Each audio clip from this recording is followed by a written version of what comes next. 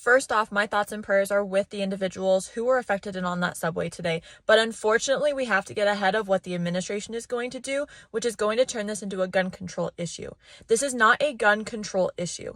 Ask yourself, would this happen in Arizona? Would this happen in Florida or Texas? The solution is not to disarm law-abiding citizens. The solution is actually to arm law-abiding citizens so that if we were in that subway today, carrying a firearm, trained with that firearm, we could protect ourselves and others. This occurrence happening in New York, and then the other occurrence last week happening in Sacramento, California.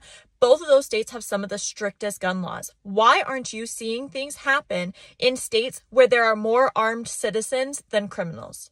Why? Do not let the administration use these events to fuel their gun control agenda. Arm yourself and protect the Second Amendment. Wow, that was Paige Roux, a contributor for Turning Points USA, a very conservative organization. And obviously, Ms. Roux was very confused, to say the least, about cause and effect. She says, regarding the New York subway shooting, in which 29 people were wounded and 10 with gunshot wounds, she says, why aren't you seeing these things happen in states that have more armed citizens, like Arizona?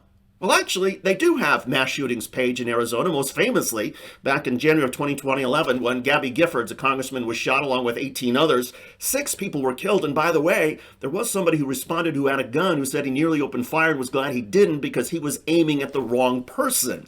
Florida, they also have mass shootings. Remember Marjorie Stoneman Douglas High School, in which 17 people were killed and 17 were wounded? And by the way, there was somebody who had a gun who was there on the scene, a school resource officer. That didn't help. The gunman still managed to escape the scene, flee to a nearby Walmart and then a Subway sub shop and a McDonald's before he was finally apprehended.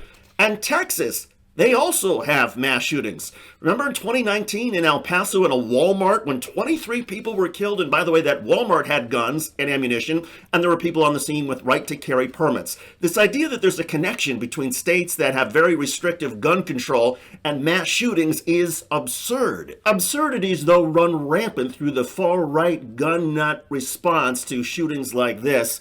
I mean, again, nobody in the Biden administration has even been talking about gun control or about policy. Everybody's been trying to simply show some empathy and sympathy for the victims and try to better understand what happened. And yet, there is Paige Roux and others creating a straw man saying, don't let the Biden administration turn this into a gun control issue. Well, they haven't. They haven't turned it into a gun control issue. There's been no talk about that. Again, the focus right now, 48 hours after this happened, is simply on trying to understand what happened and to show some sympathy and empathy for the people involved and everybody who had to witness this. For somebody to jump in and say, oh, don't let them turn this into gun control, shows absolute callous disregard in the moment for what people are going through in New York. And it's not an issue right now about guns. Finally, it should come as no surprise that some of this nonsense is coming from Turning Points USA, a very conservative organization founded back in 2012 by Charlie Kirk. He is a very flamboyant character, and his organization has been deeply embedded in some of the wildest right-wing conspiracy theories. The big lie that somehow the election was stolen.